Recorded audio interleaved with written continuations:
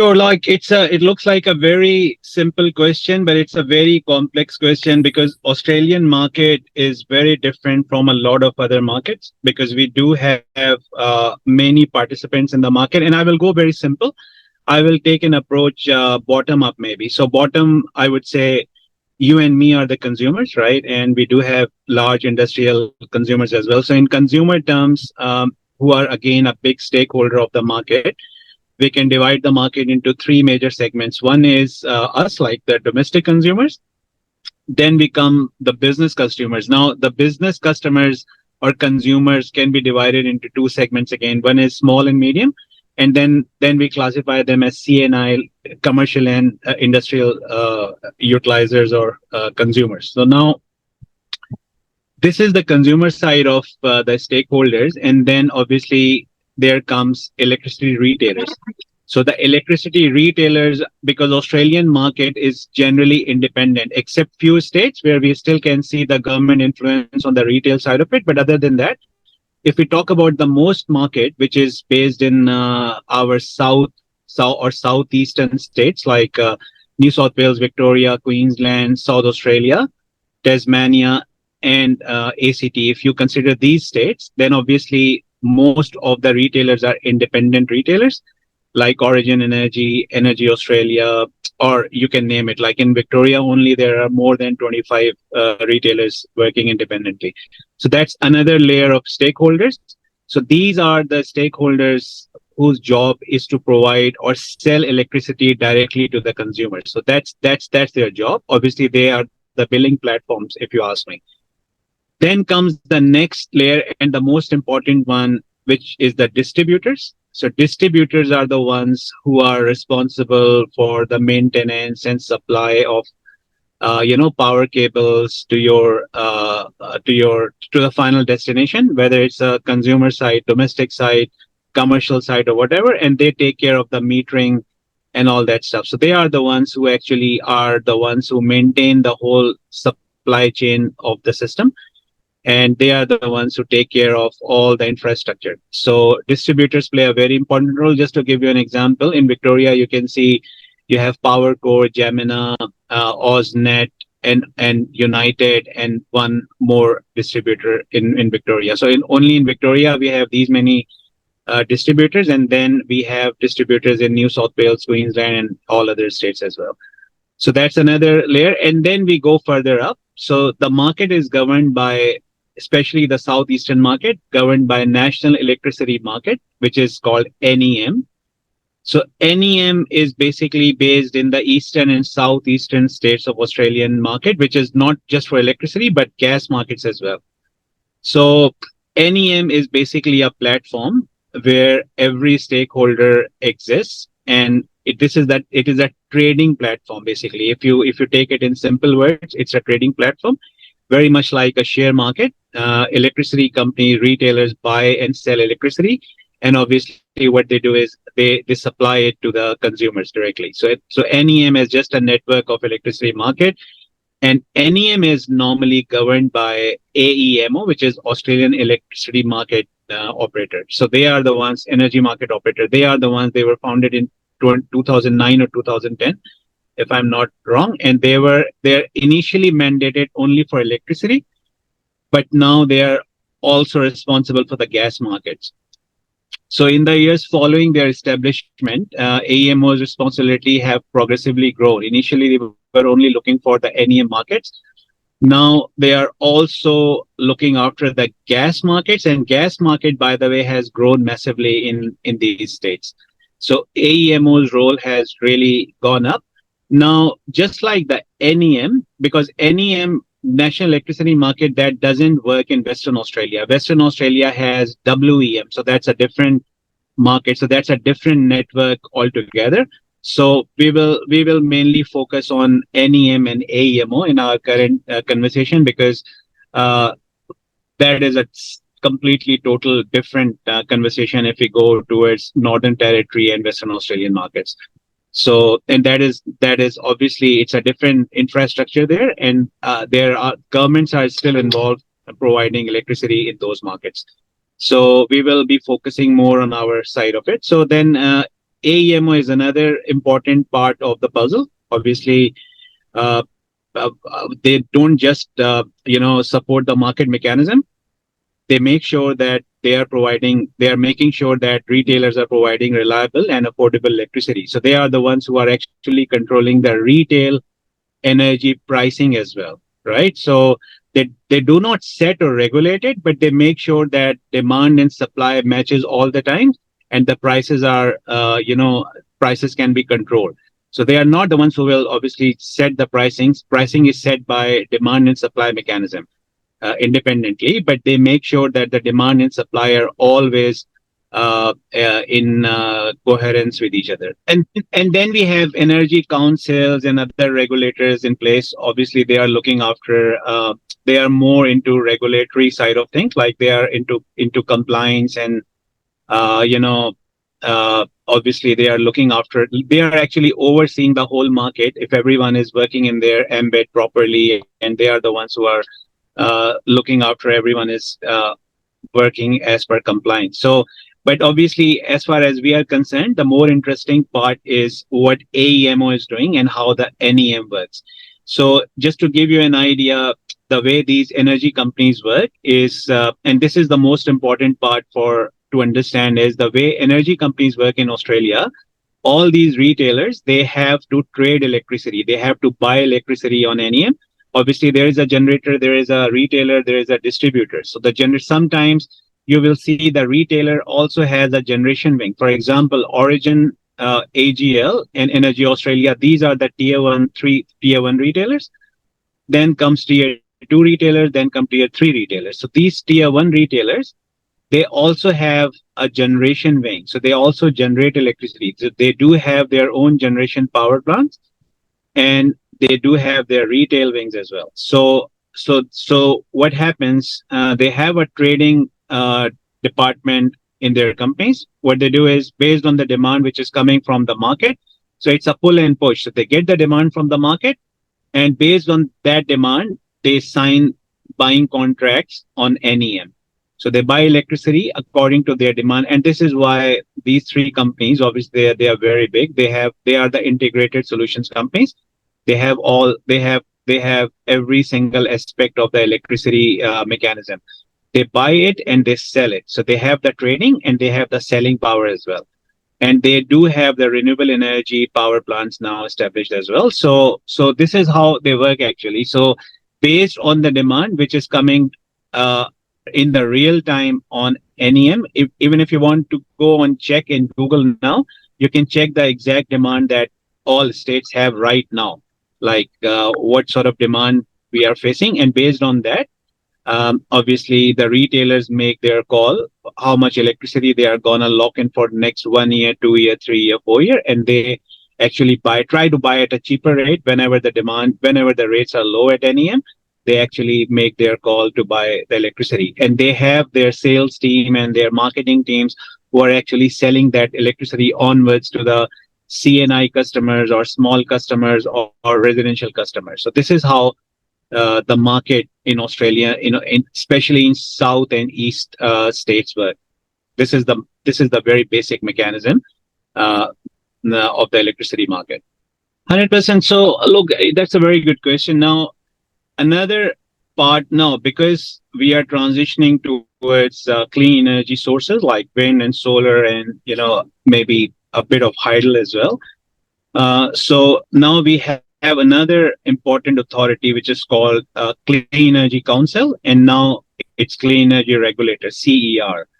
So Clean Energy Council was mandated to actually make all the clean energy stakeholders responsible to deliver what they are delivering, and they were the ones who were setting up the standards. And for example, if a company wants to enter, a solar company wants to enter into the market, Clean Energy Council would actually is the one they will have to go through to register their products and everything. And unless Clean Energy Council gives the approval, they cannot operate in Australia. This was the mechanism. Now, Clean Energy Council has been replaced by Clean Energy Regulator, which is CER. So, Clean Energy Regulator has bigger mandate than Clean Energy Council. So that's another stakeholder now, and because we are transitioning towards the clean energy now.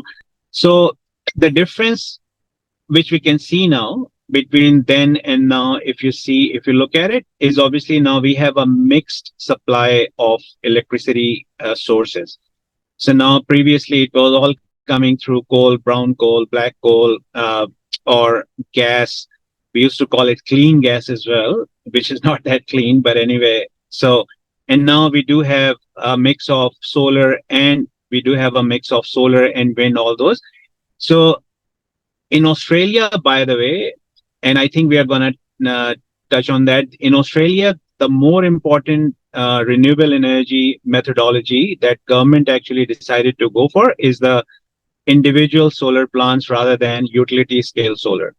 So that's mainly for solar. So if you look at Australian market, Australia is, I think, number one or number two in uptake of rooftop solar as compared to the rest of the world. And in terms of utility scale solar, Australia still doesn't rank within top 5 or top 6. So this is the path Australia took. They actually gave more power to independent users like you and me, like residential customers, and or even commercial customers to go on the rooftop rather than setting up utility scale solar. And now they are doing it. Obviously, now you can see a lot of solar farms coming in and connecting every year. I think last year the biggest solar farm was connected was like 400 megawatts somewhere in Northern Territory or Queensland. But normally, if you look at the numbers, Australian rooftop solar market really outnumbers the utility scale solar. So this is the path they took. This is how the transitioning happening, and I think because of that, the whole grid is changing.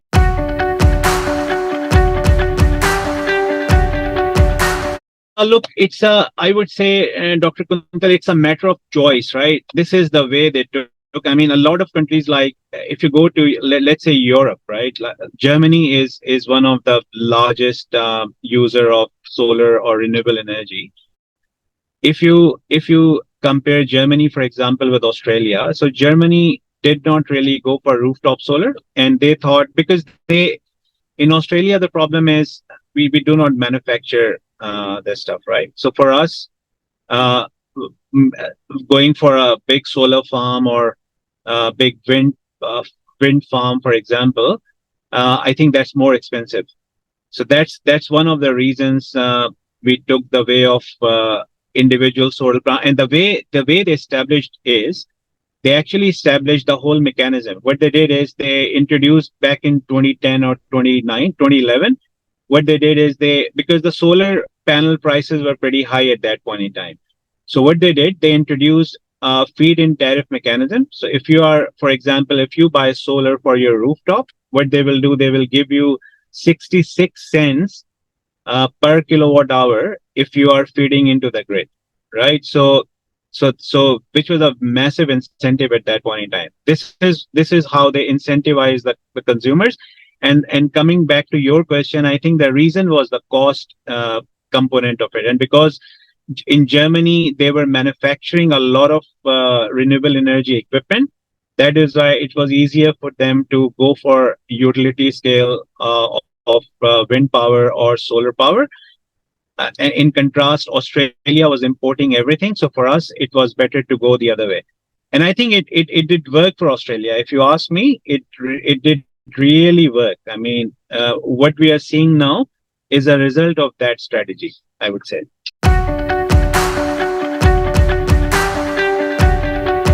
So solar for sure, because look, solar is easy to install. In solar, you can go, the strategy took was residential solar and commercial solar and rooftop solar mainly.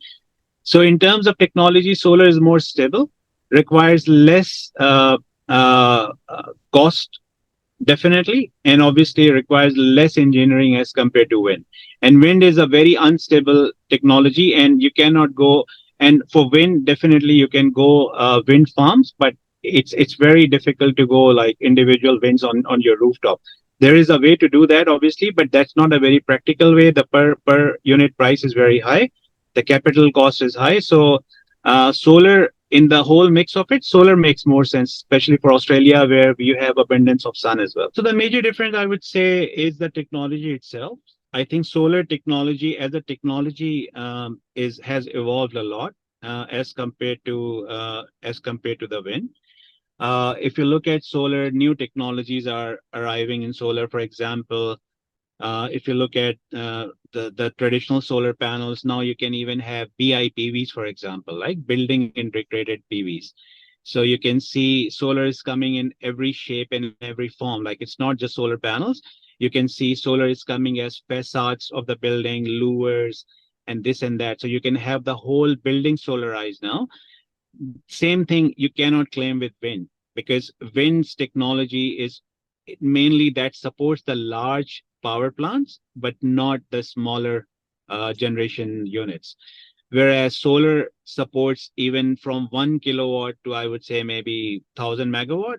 Whereas for winds, it's very hard to produce, because wind has rotating parts in it. So from engineering point of view, if you look at that, it has rotating parts. The I would say the cost of maintenance and operations is very high, whereas in solar the cost of O&M is very low. So there is no. So that's why, that's another reason wind is only I would say uh, reasonably financially possible if you are going for larger projects. If you're going for smaller projects, it's all solar. And even for larger projects, solar is more reliable in terms of generation and in terms of longevity as well. So that's another reason for people investing solar more into solar than wind. So wind, yes, for wind you need a lot of space as well, and then obviously the compliance issues are there as well. I mean, you have to the permissions from the local community, the noise levels, those issues are really big in Australia, I can tell you. I mean, maybe in few other countries that might not be a problem, but in Australia it's a massive problem. So people, for some reason, for them to accept wind in those communities, wind blades and all those things, it's a problem. It's a very noisy sort of outfit as compared to solar. So technologically, I would say solar is better in terms of longevity, in terms of reliability, plus the cost, operation, maintenance, everything. So this is why solar is getting more traction than wind. Interesting. You mentioned noise and space. It's sort of easy to forget these other side effects, which um, is it correct to say that they also there's challenges with actually plant because they need to be able to manage the wind. There's actually structurally fitting them is quite a big challenge. Is that correct as well, or is that just an assumption? That is right. No, that is right too, but it depends on the site and location as well. So obviously, when you are doing wind turbines, the location is more critical than the when you are choosing a solar farm. So you have less factors to consider when you are choosing solar farms than when you are choosing wind farms. So that's another big issue. You are right, actually. So yeah, I mean, look, a lot of engineering problems when you go for solar. So when you go for wind, sorry, as compared to when you are choosing solar. And then obviously we are at the moment we are talking about large scale. On a small scale, wind has no presence at all. So that's because obviously you can imagine how easy it is to put solar these days everywhere. But if you are putting wind farms, I have seen places where you can put wind as well, but that's only going to be a very small number. Maybe you can put 1 kilowatt of wind, maybe on every house, but obviously that's not in terms of financial scalability or feasibility. It doesn't make sense. So that's the reason wind is not really getting there as compared to solar.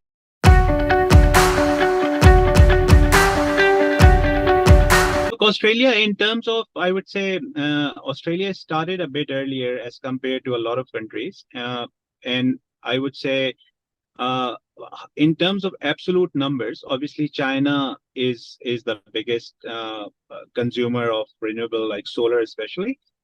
You can't compete with China, but if you go per capita, China is not number one, right? So Australia is pretty good in terms of per capita. In terms of absolute numbers, I would say in terms of solar, Australia stands somewhere after China, US, Germany, Japan.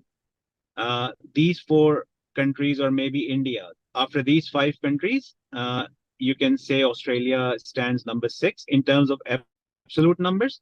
I'm not too sure about the numbers. I think China is standing somewhere at 378 gigawatt hour or 378 gigawatt, and then US around 120, 130, and then number third is Japan, then Germany, then India, and then no, sorry, number third is India, number fourth is Japan, then Germany, and then Australia.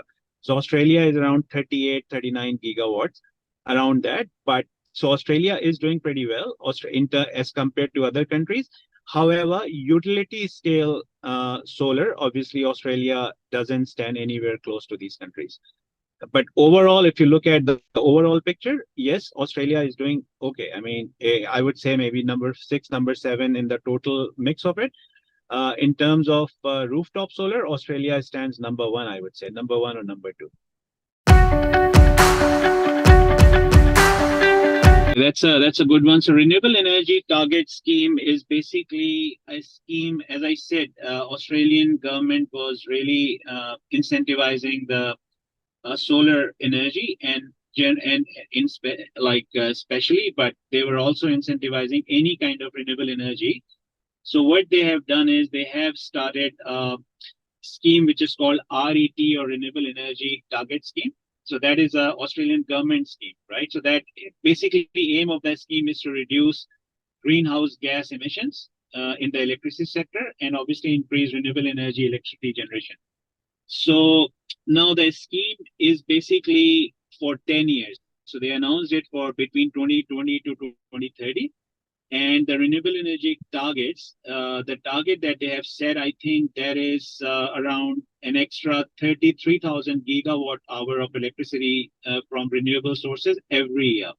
So every year their target is around 33,000 gigawatt hours of electricity generation through renewable energy sources. Now, they have two different streams into it. One is the most common one. One is the large scale one, which is called LGC, large scale certificates, and the other one is called small scale STC, small scale technology certificates. So I will give you a very, very basic idea how it works. So for example, obviously I will give you a back end side of it as well, but how it works in the general market.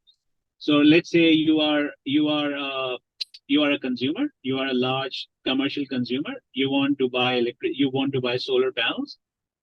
As soon as you buy solar, you get a off the shelf, off the price discount, which is called up to 99 kilowatt of the system. Like if you are buying a 99 kilowatt system, up to 99 kilowatt solar, you will get STC, which is small scale technology certificate. So anything over 99 kilowatt, that goes into large scale certificates, which is called LGCs. So as soon as you actually buy solar, what they do is they will generate certificate against 99 kilowatt. So against every 1 megawatt hour, there is one certificate created, and those certificates are tradable in the market. So it's a tradable certificate. And if you go and look at the value of it, you will see the value. You can see the real-time value for today as well. For example, those small technology certificates are around $37, $38 at the moment. And the LGCs, I think when I last checked, they were around $50, $52. And then there are other schemes as well. Like then there are state-wise schemes as well, like weeks in Victoria and in other states we do have. But the main scheme is REC and the STCs, LGCs and STCs.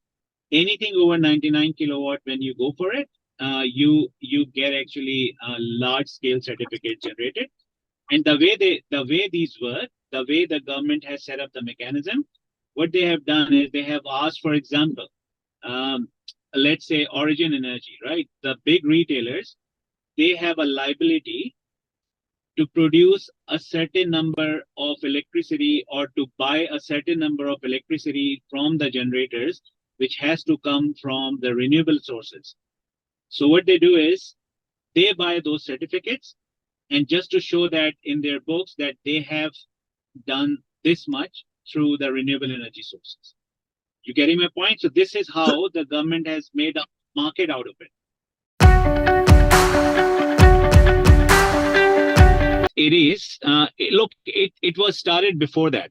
So Okay. they started it before that. But Okay. Okay. obviously now, because everything is going in concurrence with the Paris Agreement. So Mhm. what they are trying to do is they are trying to match the numbers. So Okay. in their effort, what else they are doing is, obviously that's because that scheme was started before that.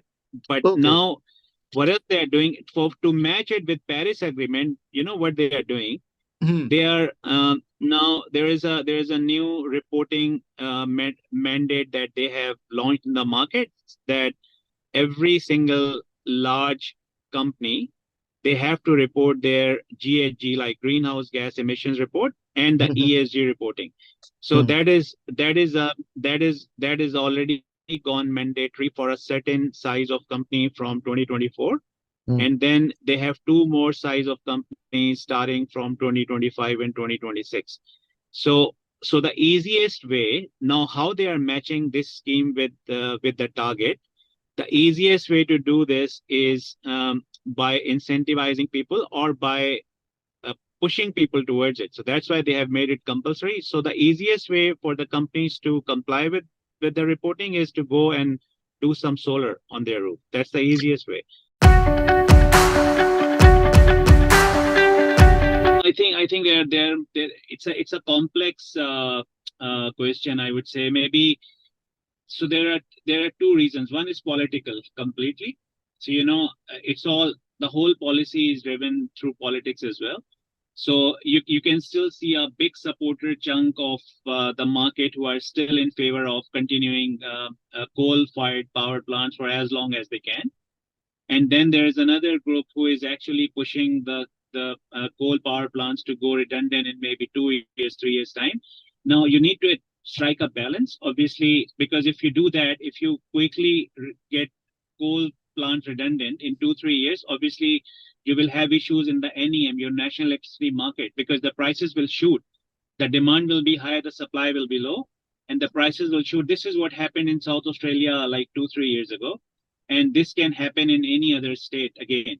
So to coming back to your question, a lot of generators now, they are actually moving towards renewable energy, because it's a global phenomena. The prices have come down now. The prices were pretty high. They were concerned that if they buy on that prices and install large generation plants based on solar or wind, obviously they are not going to make money out of it. But now, again, from last year, I would say the prices are falling down like big times.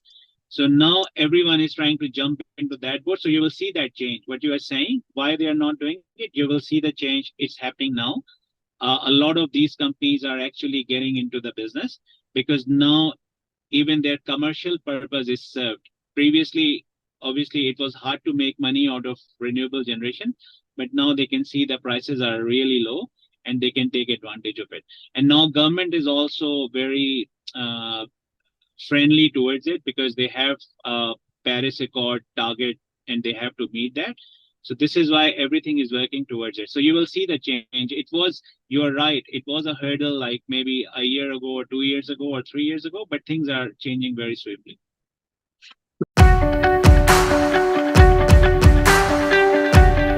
Obviously, you mentioned there that the wind is behind. Obviously, it's got the scaling challenges.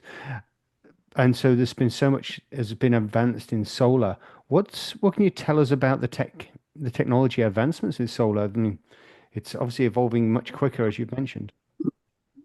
Yeah, solar technology is really evolving. Like, look, solar, first of all, when we got solar first, back in solar modules, for example, that was back in, I would say maybe 2010, 2009, 2007.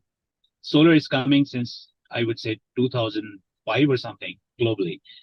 So in Australia, we saw more solar coming first in 2010 and then onwards. So if you look at the solar efficiency, module efficiency at that point, it was not more than 13, 12, 11%. Now, if you look at solar efficiency, the modules are on an average, they are like 22, 23%, very average, like between 20 to 23. So that's one advancement you can see straight away. And then there are so many things like they never used to be bifacial. You could produce, you could generate power on one side of it. Now you can generate power on both sides of it. Then within the industry, solar has gone from solar modules to maybe other kind of solar. For example, solar glasses, solar shades, solar buildings, right? You can have you have building materials which are considered building materials as well as solar modules. For example, I give you a very simple example, solar tiles, right? So solar tiles are in many parts of the world, they are replacing solar panels on the roof. So instead of your tiles, you can actually use solar tiles. So solar tiles are there. They look much better than these tiles. Aesthetically, they are beautiful and they are generating more power at the same time. So instead of going solar panels, you just install solar tiles. So the same thing is happening with commercial buildings like facades and louvers and shades. Everything can be done through solar. So solar technology has really evolved in all that time. So BIPV, for example, that is just one example. Then the next thing that you can see with solar, I mean, it's not really particular for solar, it's the storage. But obviously, storage is another thing that you can add with solar. The easiest way to add to add storage is to go through solar panels. You can use storage with any other form like grid or wind or any other source as well. But obviously, that is more synchronized with solar, at least at the residential or commercial space, like the maybe smaller scale. Large scale, you can make it with any other arrangement, but at the small scale, storage makes more sense with solar because you can actually connect your inverter directly with the storage. So that's another advancement, I would say. And in coming years, you will see, because Australian roofs are 40% of the roofs are taken already. So there is not much to do with the roofs anymore.